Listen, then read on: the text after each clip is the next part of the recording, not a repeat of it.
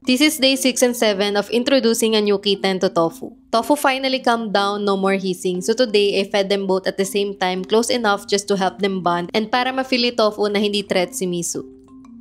Then I let Misu explore outside and this was the first time Tofu got to see his new sister.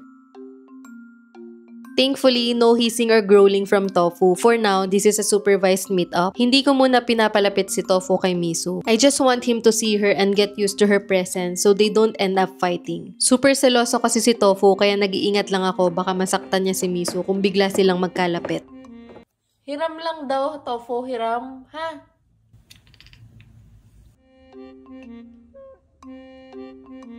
Ha? Okay, Tofu. Huwag mo awayan. Huwag mo awayan. It's okay, it's okay.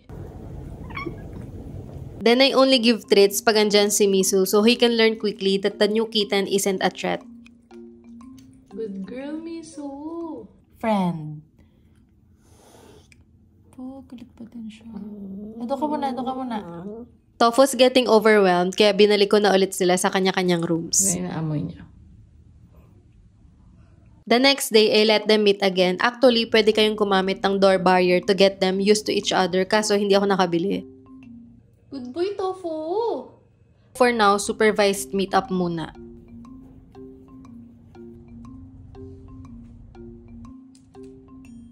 Then I tried feeding them again pero mas curious si Tofu na panoorin si Misu.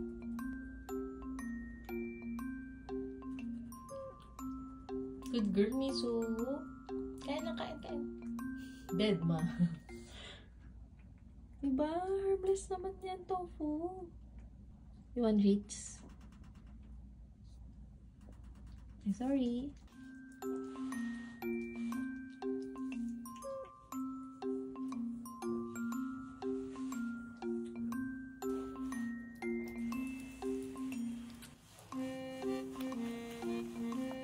Good boy, Tofu.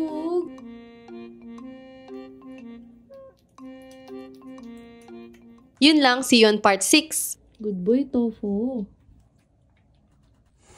Ay.